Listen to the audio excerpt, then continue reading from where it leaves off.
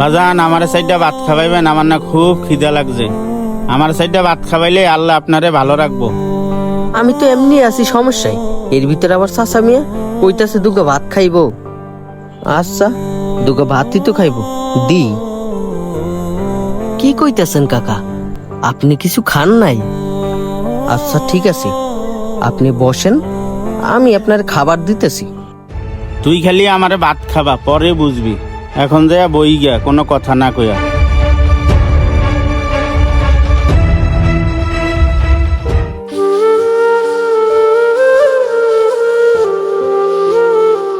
চাচা এই যে আপনার ভাত, তরকারি কি দিমু?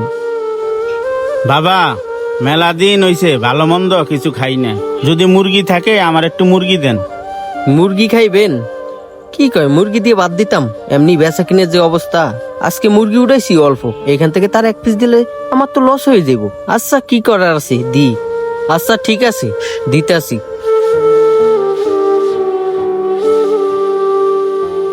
চাচা এই যে লন।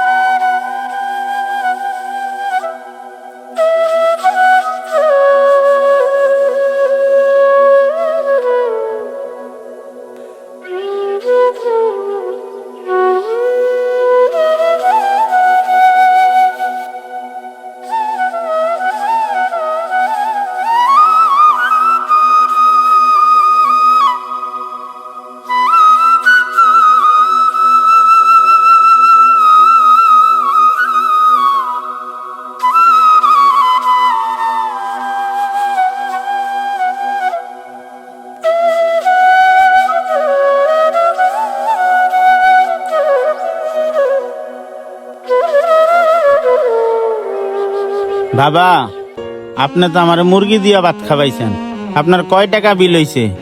কি কোন চাচা, আপনি না কইলেন আপনার কাছে টাকা নাই? সমস্যা নাই, আপনার টাকা দিতে হইব না, আপনি জানগা। না না বাজান, এটা কি হয় নাকি? আপনি আমার মুরগি দিয়া ভাত খাওয়াইছেন, আমি আপনার একটা উপকার করতে চাই। উপকার করতেছেন? চাচা আপনারে দেখে মনে হইতেছে আপনি নিজেই চলতে পারেন না, আপনি আবার আমারে উপকার করবেন? হুঁ।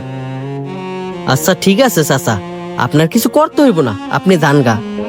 বাজান আমার কাছে তো কোনো টাকা টুকা কিছু নাই, আমি আপনারে ছোট্ট একটা জিনিস গিফট করতে চাই। বাজান না কইরেন না, লন, এটা আপনার কাজে আইব। চাচা এইটা তো দেখে মনে হইতেছে হাতের বালা, এটা তো আমার লাগবো না চাচা, এটা দিয়ে আমি কি করবো? আর দেখা তো মনে হইতেছে এটা এমিটি সোনা। আচ্ছা থাকগা, আপনি নিয়ে যান, আমার লাগবো না। বাজান আমার বউ না 3 বছর হয়েছে মারা গেছে, আর এই জিনিসটা আমার ঘরে পইরা রয়েছে খামাক, আর আমার কোনো ছেলে মেয়ে নাই। এই জিনিসটা আমি কি করবো, এই কারণে আপনারে দিয়ে দিছি, আপনার কোনো উপকারে আসবো।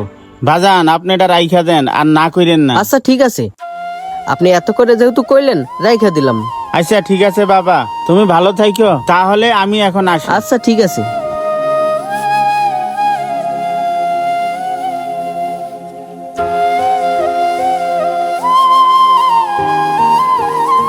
চাচা কি জিনিস দিয়ে গেল বুঝলাম না কিছুই, এগুলো তো দেখে এমিটি শোনা মনে হইতেছে, এগুলো তো আমার কাজে আসবে না, জায়গা রাইখা দি।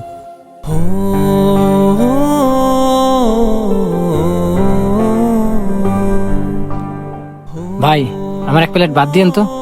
ভাত দিমু? আচ্ছা ঠিক আছে, আপনি বসেন, আমি দিতেছি।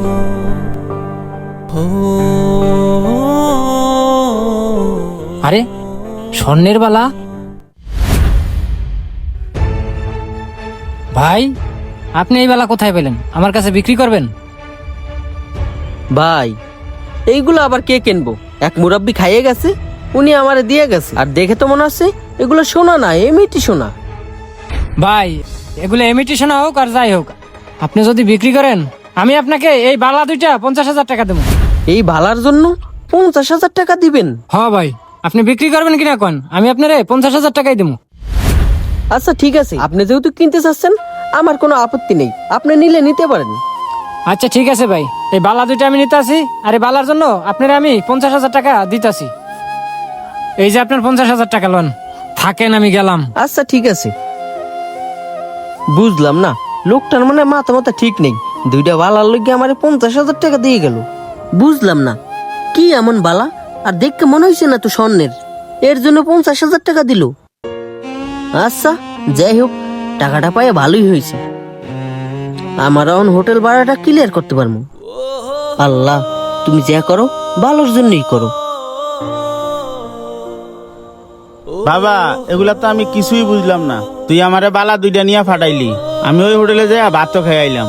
ভাতের বিনিময়ে আমি সেই লোকেরে বালা দুইটা দিয়ে আইলাম। এর কাহিনীটা কি একটু খুইলা কইবি আমারে? ও আচ্ছা আচ্ছা, এই ব্যাপার। তাহলে শোনো বাবা,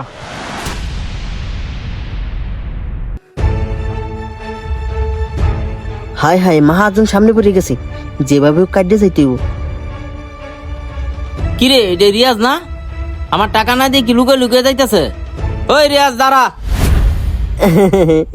আসসালামু আলাইকুম। ওয়ালাইকুম আসসালাম। কিরে, তুই আমার টাকা না দিয়ে আমার দিকে লুকে লুকে যাইতেছ? আসলে হয়েছে কি মহাজন, আপনার দিকে লুকাই নাই তো।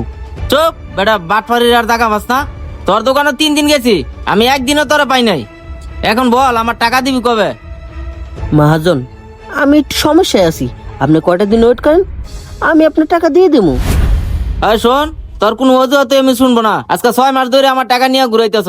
এই মাসের ভিতরে আমার টাকা দিবি, আর নাইলে 1 তারিখের ভিতরে আমার হোটেল খালি করে দিবি।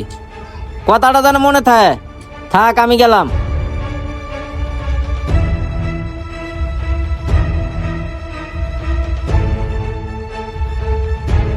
কি ব্যাপার, হোটেলের ওই বাইটা না ভাড়ার টাকা দিতে পারে না, দেখে তার মালিক তার হোটেল ছাইরে যাইতে কইলো।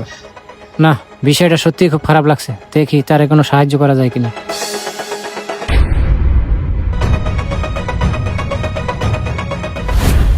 বাবা, ওই হোটেলে আমি নিয়মিত খাই, আর ওই লোকটা যথেষ্ট পরিমাণ ভালো।